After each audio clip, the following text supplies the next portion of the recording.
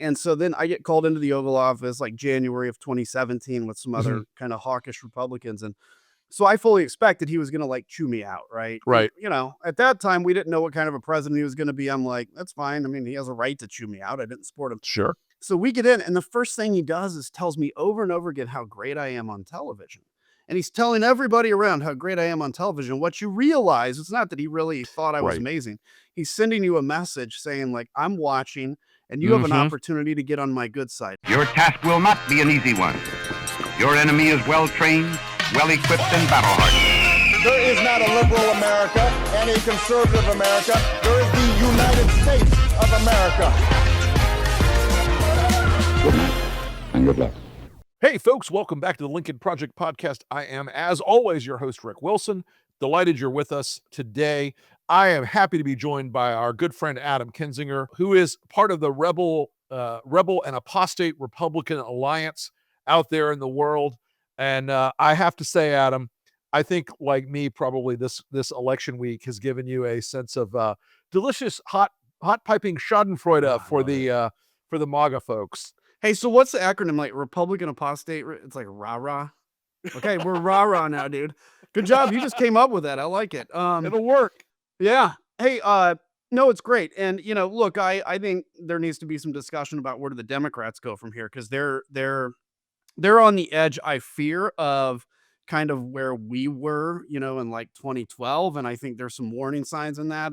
But this is huge. And how do you know it beyond just the fact that even the most optimistic polls for the Democrats were blown out of the water, is the fact that even Donald Trump admitted it was bad. I don't think it was good for Republicans. I don't think it was good. I'm not sure it was good for anybody. But we had an interesting evening and we learned a lot. And we're going to talk about that. And I'll say a few remarks. And then after that, I'll ask the press to leave. What last night represented and what we should do about it. And also about the shutdown, how that relates to last night. I think if you read the pollsters, the shutdown was a big factor, negative for the Republicans. And that was a big factor. And they say that I wasn't on the ballot was the biggest factor. And that surprised me because he always takes a victory lap, on everything. Like literally half of the country could get nuked and he'd take a victory lap. And It was the greatest nuclear war ever. yeah, No one's ever they seen didn't get us radiation. all. No one's ever seen fallout like I've provided for this Right. country. Exactly. And he was, he looked a little shell shocked. And so you take what happened, you take the fact that, I'm hoping I'm going to, I think that the Supreme Court's going to shut his tariffs down. And now you've just basically created a lame duck even before 2026. I think that's my hope. Here's my question. I was thinking about this last night. Let's say the Supreme Court, which if anybody listened to that transcript or that hearing, man, they were skeptical, including everybody except Alito was like, the fuck is this, Donald? And a very important case heard today on President Trump's tariffs. The majority of justices appeared skeptical during oral arguments that the president can use a federal emergency power law passed back in the 1970s to unilaterally impose tariffs. Within minutes of him getting to that podium and standing in front of all 9 justices, he ran into a united liberal wall, and the conservatives weren't really far behind him. I've got 3 key quotes that I want to play here and let you take a listen to. The first is from Justice Sonia Sotomayor, the senior liberal on the court, expressing her skepticism, quickly followed by the Chief Justice, John Roberts, and then his fellow conservative Justice Neil Gorsuch. Major, just take a listen to this. It's a congressional power, not a presidential power to tax. And you want to say tariffs are not taxes, but that's exactly what they are. They're generating money from American citizens, revenue. The exercise of the power is to impose tariffs, right? And the statute doesn't use the word tariffs. Congress, as a practical matter, can't get this power back once it's handed it over to the president. It's a one-way ratchet toward the gradual but continual accretion of power in the executive branch and away from the people's elected representatives. Isn't it actually the best case scenario for the Republicans? They shut the tariffs down. Wall Street goes bonkers, like, yay, the tariffs are gone. And it might pipe the economy back into high gear. I don't know. I could be wrong about that, but man. Yeah, I mean, this is where I'm kind of like, and obviously we're not rooting for an economic decline, but we also No. recognize an economic decline is beneficial in defeating authoritarianism. And so I don't know. Yes, I think you would probably see like kind of a little injection of heroin or sugar into the economy. But the one thing you're doing with that, I mean, you have to look at Donald Trump's own comments. He's scared to death of this court decision. Signature part of your economic plan is tariffs. The Supreme Court is going to hear arguments this week on whether you have the authority to impose these sweeping tariffs without congressional approval. The lower courts have ruled against you. That's why it's at the Supreme Court right now. Very close rulings, yeah. What happens to your economic plan if the Supreme Court invalidates your tariffs? I think our country will be immeasurably hurt. I think our economy will go to hell. Look, because of tariffs, we have the highest stock market we've ever had. Because of tariffs, 401ks at the highest level and this is millions and millions of people that we've ever had, 401ks. I think it's the most important subject discussed by the Supreme Court in 100 years. And I initially would have thought like he would have actually wanted them to pull this power away from him because then he could say, I tried, right? I did my best. They took away what I was doing so well with the economy, but they stole it from you. Yeah, but he's paranoid, which means, and if you think about it, on foreign policy particularly, like 80% of his hammer, his threats, actually almost 100% are just tariffs. And so you take that away, you've every day. Him. Yeah. I like I said, I think there's a world where he like wakes up in the morning and doesn't understand that they're giving him a gift. Because he could just shrug his shoulders and go, oh, those liberal Supreme Court justices, they screwed us over. Oh, well, have to move on from there. But let me throw some dark Kinzinger at you. So imagine this, if you're Donald Trump and you're the deep narcissist we know that he is, and you're incapable of caring about the bigger cause, a good economy doesn't matter to you, honestly, if you're not running again, and I don't believe he is. If you're not running again, and if you are enriching yourself. So Donald Trump is becoming richer in this, right?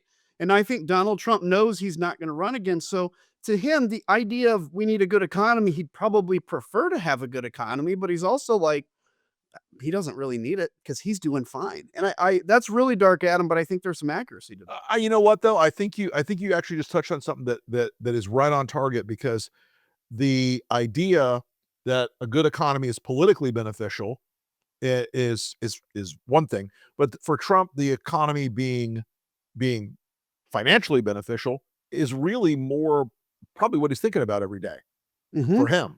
For his own greedy, selfish, whatever you want to call it. That probably makes a lot more sense for him that at this moment in time than hey, let's help out the country and help my party. This Christmas is coming up fast. And a lot of people right now are just starting to select gifts for friends and family, things that upgrade their lives. This holiday season, let me make a recommendation for you. Do a little something for yourself and upgrade your life by purchasing Boll and Branch sheets. Renee and I absolutely love our Boll and Branch sheets. We were dedicated to them before they became a sponsor of this show. They are something that will upgrade your sleep every night. They're something that will make you sleep better, feel better, and sleep more comfortably. And the quality is amazing. If you want to upgrade this year, there's an amazing offer from Boll and Branch right now for the holidays for 25% off.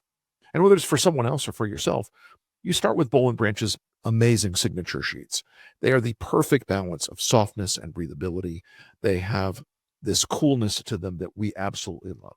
Their signature sheets get softer with every wash, and they're made with the highest quality 100% organic cotton.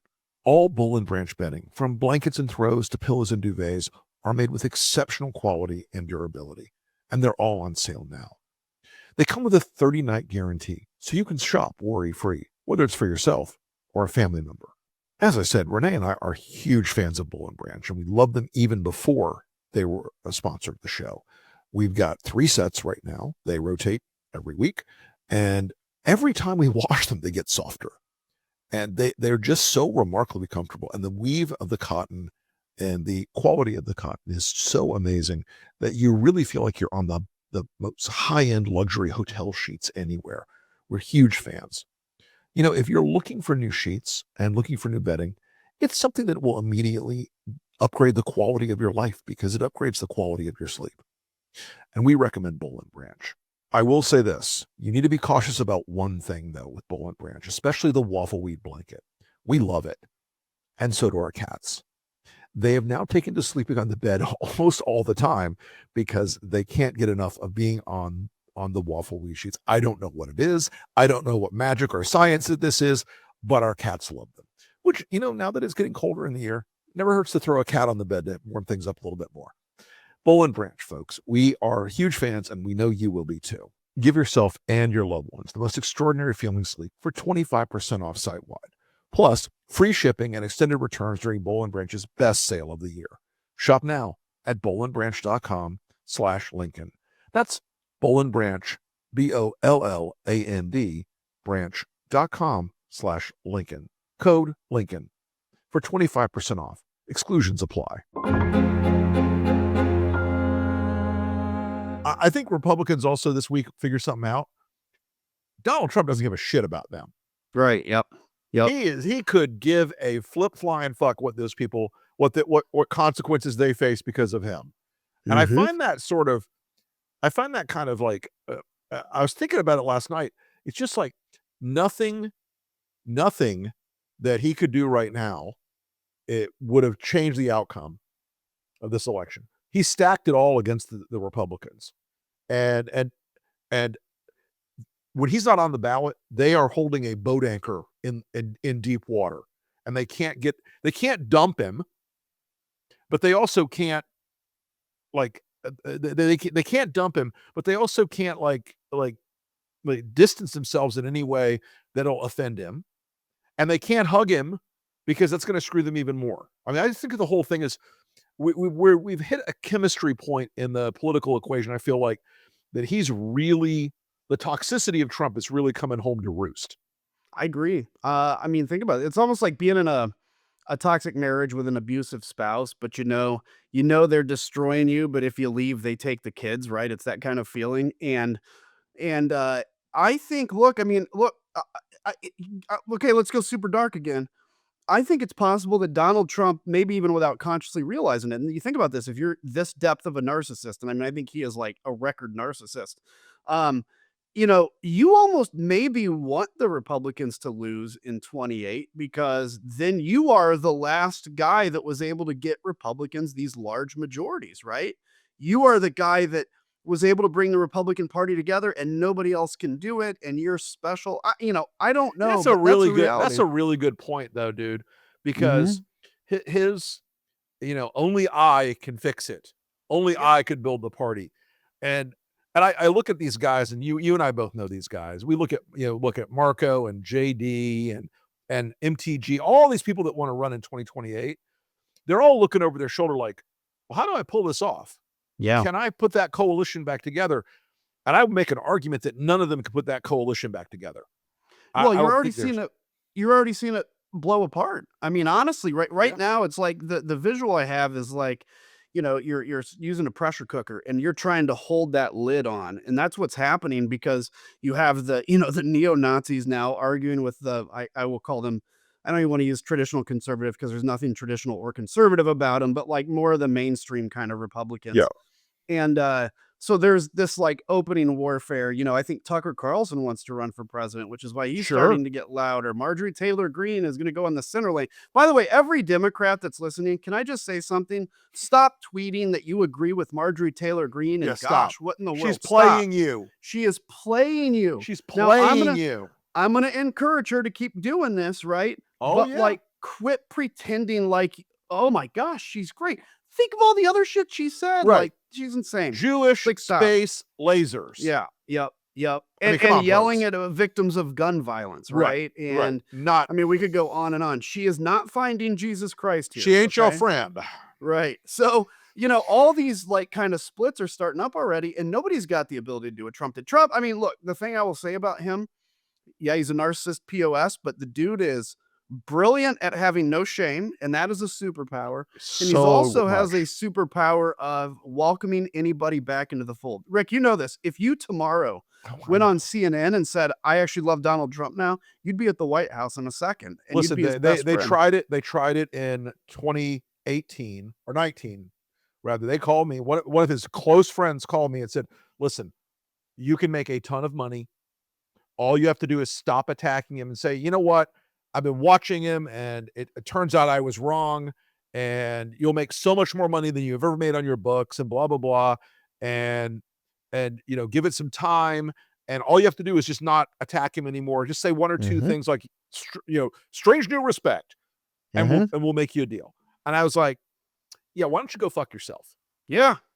Because I'm unfortunately equipped with honor. Yeah, exactly. And good on you for that. And that's the thing, is there's so many people that didn't take that same approach, and you see them, right? You see them.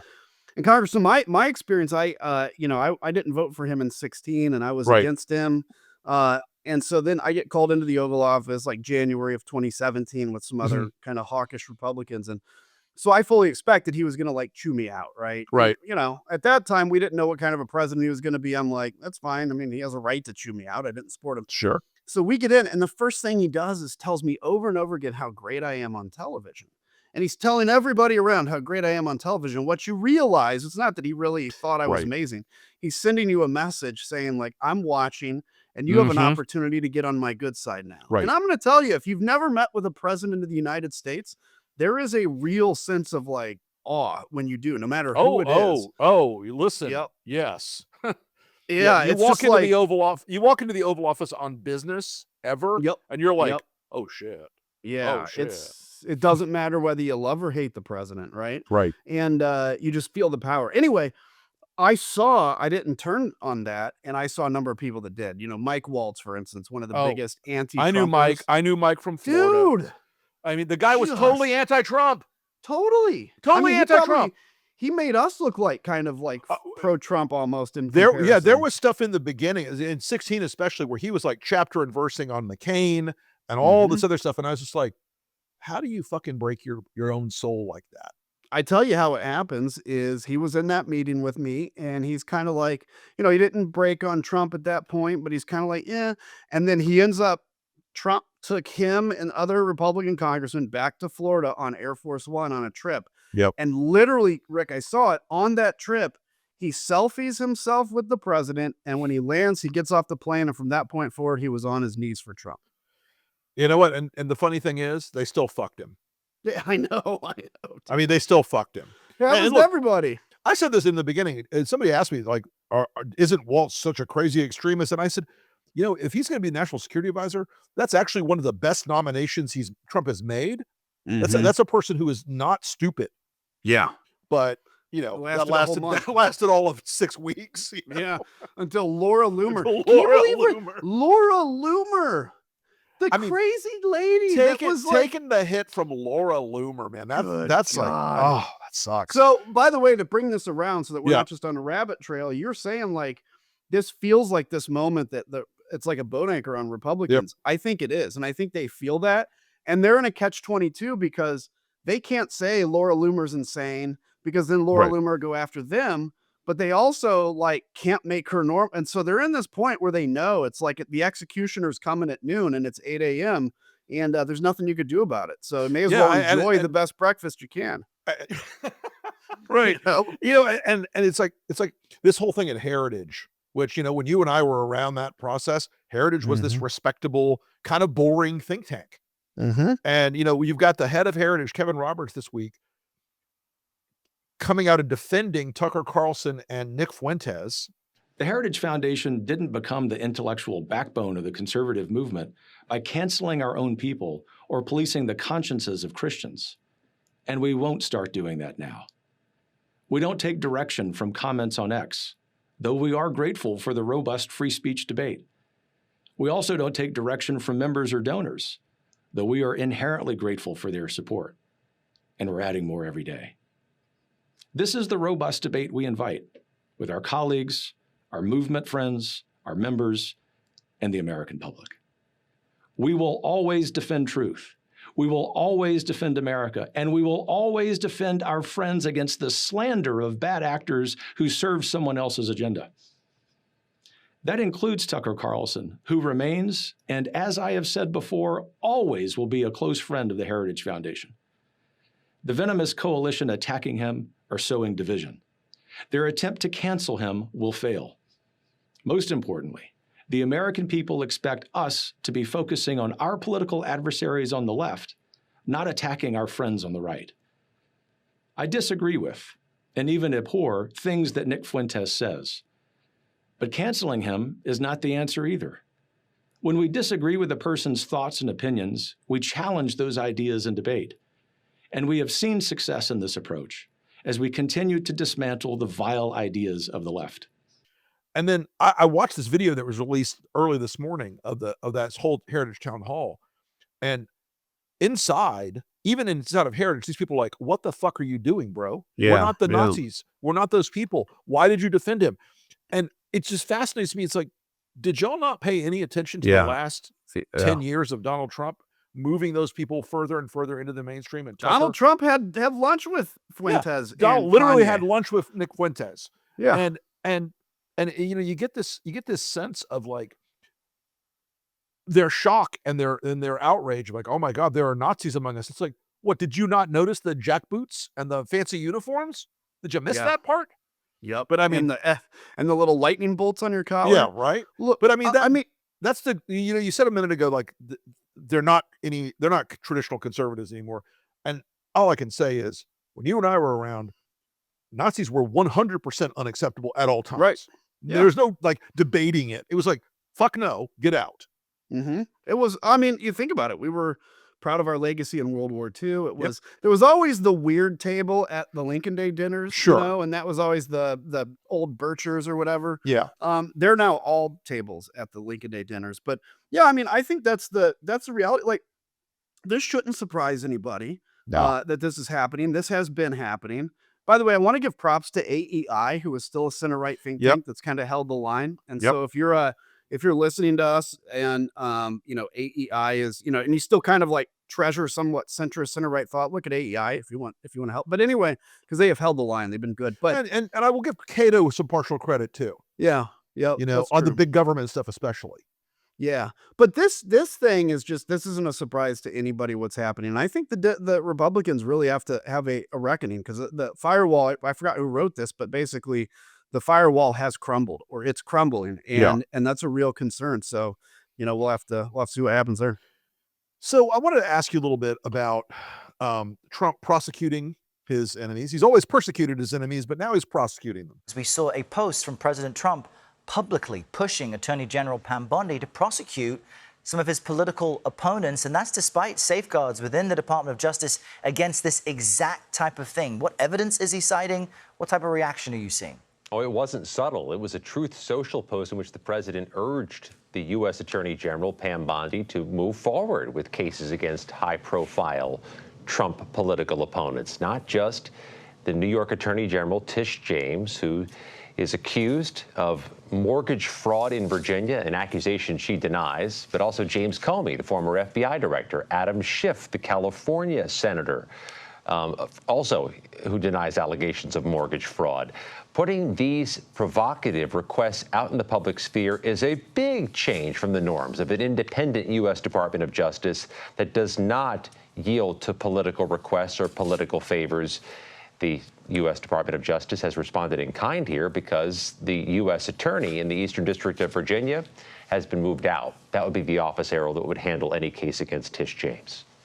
And this does all come amid this departure of Eric Siebert, the top federal prosecutor in the Eastern District of Virginia. Break down exactly what happened there.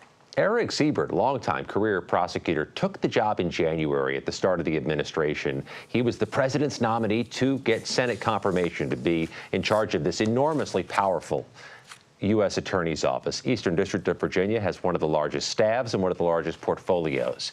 He says he resigned on Friday. The president says he fired Siebert, but there are differing reasons. The president says it's because Siebert had the support of 2 Democratic senators from Virginia. He didn't like that. But there are accusations, Errol, that Siebert was removed because he wouldn't move against Tish James in a prosecution for mortgage fraud. And I wanted to ask, I'm going to ask her separately, but are you and Liz Cheney afraid that you guys are coming up on the list of Pam Bondi's next little hit parade? No, I'm not at all. And I'll give you the reason why. I don't know Liz. I haven't talked to her about this, so I don't know her answer. I'm sure she's not afraid either, but two things. So number one, what are you going to charge me with? Right. Right. First off, like being mean to Donald Trump. Yeah. I mean, that would be the charge, which is not a charge. And, or you're making up a charge, in which case then you still have the constitutional question of speech and debate. It's actually not really legally possible for the administration to come Congress after. Explain to people what that means, because I don't think most folks know that Congress has a certain set of additional legal protections. Yeah, so if anything it's almost like how the president is. Anything in the commission of your job that's not blatantly illegal or corrupt, obviously. So if you're, with good faith arguing an issue or working, like, you're protected. You can't have the administration come after you for that. And so speech and debate basically says, in essence, to broadly, like, anything you kind of say within the realm of whether it's on the floor of the House or within the realm of doing your job is protected. So, good luck on that. Now, what I think is possible is, look, I've had 3 attempted hit pieces come out on me that I've pushed back on each one of them pretty hard. And I think that, and so they never really came to light because they were false. I think that they are going through everything they can of mine and trying to find something. And if they know it's not prosecutable, they're feeding it over to the media. And that's why these hit pieces that end up kind of failing surface. But anyway, so that maybe. But the other thing is just this: if you want to come after me, honest to God, Rick, effing do it. That's what I say to people all the time. Like, drop by, come on over. Let's go. Look, let's go. You know who's the most effective right now? I mean, James Comey's doing a good job, but Jack Smith. He's like, no, call me in. Former special counsel Jack Smith is reportedly ready to go on a counterattack as the Trump administration continues to target Smith and the FBI agents who worked on his team. The New York Times is reporting that Smith has, quote, told people in his orbit that he welcomes the opportunity to present the public case against Mr. Trump, denied to him by the Supreme Court decision asserting broad presidential immunity from prosecution and adverse rulings from a Trump-appointed judge on the federal bench in Florida. The paper continues that in 2 recent interviews, Smith has made it unmistakably clear that he will not only defend himself, but take a hammer to Mr. Trump's exaggerated or false claims about his work as special counsel.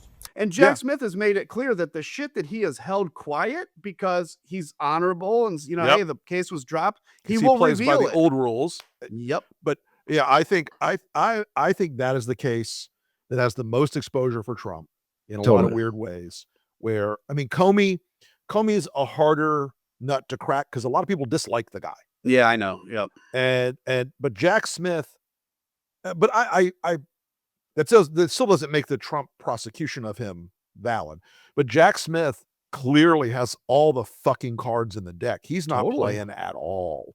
And it said, like, I read an article where it said he's told his associates basically, call me in and I'll start talking about the evidence we did gather that nobody knows. Right. That's how you fight. It is. And I think I think you're right. That is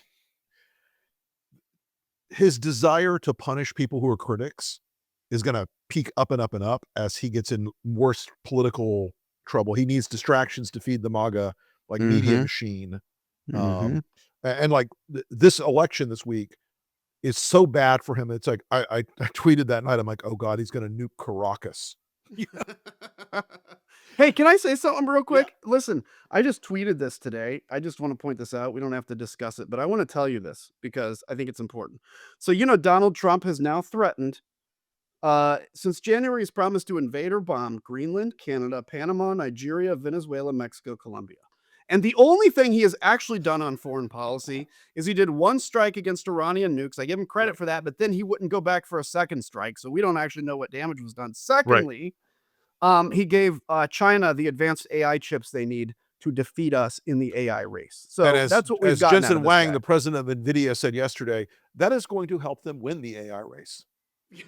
I mean, dude. And if like, Jensen Huang, I take his word for it. He being the guy who builds those chips, you know, I take his word for it. So let me ask you this question, because I've been thinking about this since Tuesday night. Our friends, the Democrats, were handed the greatest single issue they could ever have had, which was affordability and the economy.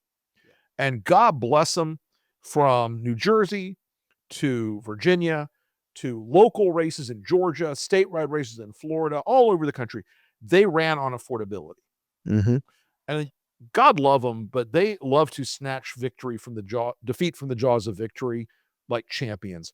Mm-hmm. Do you think they're going to have the discipline to stick with this, or are they going to get into the boutique issue stuff again and fall into the culture war trap in 2026? I'm worried about it, frankly. I'm worried about it too. And, you know, this is where you want victories. You know, we need to do this, but you've got to remind people that this is. So I think what we're going to see in the numbers is Hispanics swung back to Democrats, They but did? they did. Be clear, they're not swinging back to Democrats because they like them. They're swinging back because they're upset about some of the ICE stuff. They still feel like there's affordability issues. Somebody's already used the term. It's like you're renting kind of Hispanics at the moment in terms of their support. And you know what they hate, guys? You may not like it. If you don't like it, I'm sorry. You know, listen to us or don't. But I think a lot of us that were on the other side understand viscerally how some of these things, what they don't like is woke culture war things, right? Why are you losing unions? Why are you losing a union man who's a laborer or an operating engineer? And you are, by the way, because I was always supported by unions. I was one of the few Republicans. Now they're all Republicans. You're losing them not because you're of your economic policies. You're losing them because of Culture. your social policies. Culture. 100%. So it doesn't mean you don't have to become Republicans. We're not saying this, but it's like, what do you focus on and what do you drive? And Rick, if they stick with the affordability issue and corruption, you know, particularly with Trump, Yes. they'll do great. Yeah, and I mean, Spanberger was like the alpha candidate on this election. Yeah. I saw a couple of clips of her where they're like, "What about trans this and trans that?" And she's like, "That's an issue clearly for you, but I'm here to talk about jobs and the economy and how Virginia's been hurt by the shutdown and by Doge, and how we're going to fix it and how we're going to make life here more affordable for everybody." Our victory was a victory that was based on a campaign that was addressing concerns related to costs and chaos. My campaign across the past 2 years have been focused on hearing the challenges that people are facing all across Virginia. It's rising costs in healthcare, housing, energy, and it's the chaos coming out of Washington that has been impacting Virginians so severely, beginning with the Doge efforts, of course, continuing with chaotic trade policies. And now in this government shutdown, Virginians need to and Virginians want to see the government reopen. And my expectation is that we will see a Congress, a Senate, and ultimately a president driving us in that direction. Yeah. And so, like, you know how kind of our response to every time Fox News talks about transgender athletes is like, there's only like 2 of them in the whole country, right? Or whatever it is.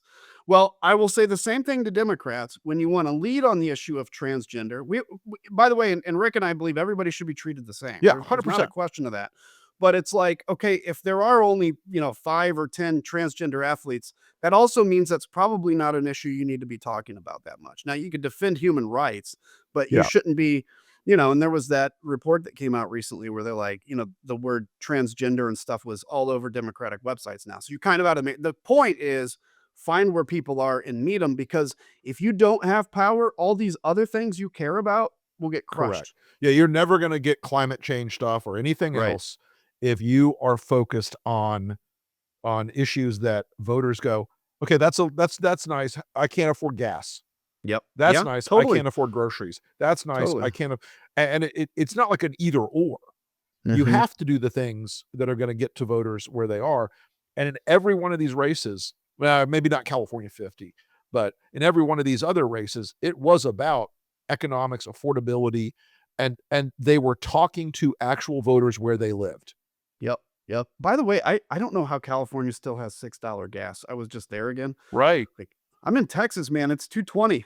I get it. It's Texas, but like California, man, you guys have expensive gas. Just It is telling you, I'm expensive out there. surprised you're staying strongly Democrat. Great, good on you. But that's a bad one.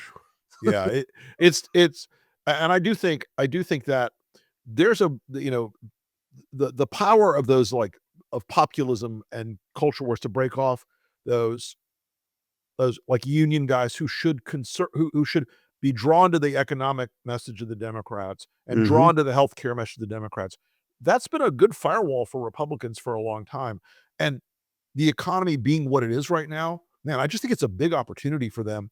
I do too. They will have to resist a lot of siren calls, though, to, make it about gun control, climate change, trans, and I hope that they'll stick with it, because I think the climate overall is looking a lot like 1994 or 2010. Yeah. And I would say to Democratic candidates, like, look, we're not saying change what you believe, maintain what you believe, but that goes both ways. So you don't need to become a right winger if you're not. You also don't need to go further left if you're not. Don't feel that pressure, right? And then, but the other thing is, have your beliefs, but figure out what beliefs to focus on. So maybe you believe that the Second Amendment should never have been drafted into the Constitution. Okay, that's fine for you to believe that. Right. Probably not what you should be talking to in rural Illinois, right? Correct. So don't talk about that. So it's like, we're not telling you to become an amoeba and not have beliefs. I want you to have beliefs, and I want you to be genuine because people can see that, but it's like, figure out what you emphasize to folks. You pointed out also, Adam, I think it's really important for Democrats to talk about the corruption, because the contrast of people suffering from the shutdown, from the federal job cuts, from DOGE, from the tariffs, to Donald Trump literally being handed free private jets as bribes. I think the corruption is something, it's a killer app. I think it's going to grow in power. And that is something that cuts across all party lines. And it always takes down authoritarians, right? Yep. Now, here's where I'm going to be critical of Democrats' messaging. They should be out there making it clear to Qatar that they will investigate how this happened. And they need to make it clear to any other country that will seek to influence, even cut deal with the Trump kids, right? That we will investigate this. And by the way, in a year, we're going to be in charge. So just understand that. Yeah. You understand your people are going to be up in the hot seat. Yes. If you keep doing this. And by the way, corporate America, you want to start peeling off 20% of your company, which by the way is legit socialism to the federal government. You want to do that? Well, we're going to haul you in and ask how those conversations went. That's also sending a message to the American people about what your agenda is, by the way, which is also important. And by the way, the best meme, the stupidest thing the Republicans have done, is the Great Gatsby party. Oh my God, right? I mean, optics, hello. Dude, in the middle of a shutdown. And Janine Perot dressed up as like a 20s hooker. It just, almost like, the whole thing was just like so unbelievably tone deaf. I was like, is he trolling us? Yeah. Is he trolling us? But then I realized he's not. He just doesn't get it. You don't get it they're because so he's not disconnected. hurting. No, he's not hurting. Doing great. And he's probably always wanted to have a Great Gatsby party because he watches movies, right? He loves his movies. Movies. So Adam, folks, first of all, I want to say we're getting short on time, but I want to say Adam has a terrific Substack, which I highly recommend. He's also the subject of a great documentary that's out there. It was on the festival circuit last year, came out earlier this year, called The Last Republican. You guys should watch it. It's terrific. Adam, what else are you working on? And just that stuff, man. Just trying to save the, America. So I also have the Country Things. First. Yeah, the little things. You can check out the Country First website, Country 1ST. We're doing a lot of cool stuff there. Nice. And but the big thing, guys, is stay encouraged. That's the best way you win. It's not another tweet, but staying encouraged, because they get excited by the chaos. You and I get exhausted, so don't get exhausted. That's all. Don't get exhausted. That is exactly right, my friend. So Adam Kinzinger, thank you, brother, for coming on. I appreciate you as always. And anytime, we will have man. you on again very soon. Sounds good. Take care. Thanks, man. Hey, folks, that was a fun conversation with my friend Adam Kinzinger, as always. He is a guy, we've come through this process at the same sort of parallels, him in legislative office, me out in the consulting world, and then doing this, whatever this chaos I do now is. But I always like talking to Adam because he's a very practical, very common sense guy. And that leads me to something I want to just say to our friends who are listening. I know you are excited as hell about these results. You should be. It's exciting. It was a great night. It was one of the best nights in a long time for a lot of people in this country. The feeling that we all had on election night in 2024 of despair, discouragement, depression was transferred to Republicans this week. Now, it wasn't as big of a loss for them as 2024 was for the world, but they felt it. They felt that icy wind on the back of their necks. They felt that feeling you feel when you step into a puddle of cold, muddy water and it gets in your boots. They felt that feeling of somebody's walking on their grave. Because as I wrote in my Substack, right now, MAGA kind of smells like death. They know that if we make this election in 2026 about the economy and about affordability and about ending the tariff insanity and about restoring America to a country where the people who are at the table are not just billionaires from Silicon Valley and private equity companies, they will lose. Not only will they lose in 2026, they will lose in 2028 if that is the argument, if that is the debate, if that is the fight. My Democratic friends, I love you dearly. I pray you will stay on target. There is a toolbox you have been handed from the results of this election. And every election changes a little bit. You never step in the same river twice. But the long trend for 2026 in particular is very, very much about an economic argument. And as Adam pointed out, also, it's about a corruption argument. And I'll tell you why the corruption argument is so important. It's the killer app. Now, they may not believe that Trump himself is the center of the heart of the corruption. You don't have to make it that way. You can smear his corruption and all the corporate control of DC and all the Silicon Valley tech guys controlling DC and all the private equity and Wall Street guys controlling DC for what it is. It is kleptocracy. It is profoundly and utterly corrupt at every conceivable level. And I will tell you this, when I was a Republican, we used to have a joke. A couple of friends and I used to always joke about, what are you doing? Making the world safe for corporate democracy. I regret that now, among a catalog of other regrets of that era. But the world should not be safe for corporate democracy. The world should be safe for democracy. It should be safe for the republic. It should be safe for people who don't have 7 zeros, who aren't in the 3 comma club. It should be safe for people who are busting their asses every day. And my Democratic friends, I beg of you, your voters out there sent you a signal. It was loud. It was clear. It was a bell ringing in the night. And that signal was that they want you to focus on economic issues that affect their daily lives. Now, I'm going to tough love all you right now. I'm going to right rudder, as we say, every bit of the survey work that we saw coming out of this election. They do not care about gun control. They do not care about abortion. They do not care about climate change. They do not really care about LGBT stuff. They're all okay with those as issues. But those issues are not what decides their vote. The numbers were abundantly clear. Affordability, cost of living, quality of life, economic security. Americans are crying out for it because you know what? They've been screwed. They were screwed in the Trump years by the corruption and by the mishandling of COVID. The Biden years were hard as hell on them because the inflation problem was intractable. And now Donald Trump has given the richest people in this country not only preferential tax treatment at a level we'd never imagined before, but he's also rigged the game, not for Americans working every day, not for that nurse who gets in her car and drives 45 minutes to a rural hospital in the dark of the night, not to that guy that gets up in the morning and opens up his diner with his 2 employees, not to that guy in the morning who's loading trucks at the Flying J in Quincy, Florida, getting ready to haul freight down to Dallas. He stacked the deck for Elon Musk and Peter Thiel and Mark Andreessen. He stacked the deck for Sam Altman and Mark Zuckerberg. He stacked the deck for Steven Schwartzman and Jamie Dimon. And I know you guys think, wow, Wilson's an economic conservative. Wow.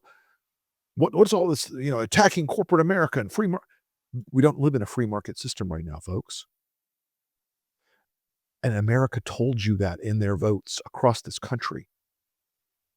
They told you they want people who are going to treat them the way that Trump and the Republicans treat Sam Altman and treat Elon Musk and treat Tim Cook and treat Mark Andreessen and treat Peter Thiel. They want somebody who puts them first. Now, maybe they can't afford to buy anybody a ballroom. They sure as hell want somebody who gives a damn about them. If you show them that you give a damn about their economic future, if you show them that you give a damn about their ability to buy a home, to raise a family, if you show them that, you will win in 2026 in a way that will blow the doors off. Every single survey this week, including ours at Lincoln, underestimated the final results for the Democrats. There is something out there. That cold wind that's blowing at the back of the Republicans' necks is out there. You have the key to unlock a massive victory in 26 and to unlock a massive victory in 28. You have that key in your hand. I hope you use it.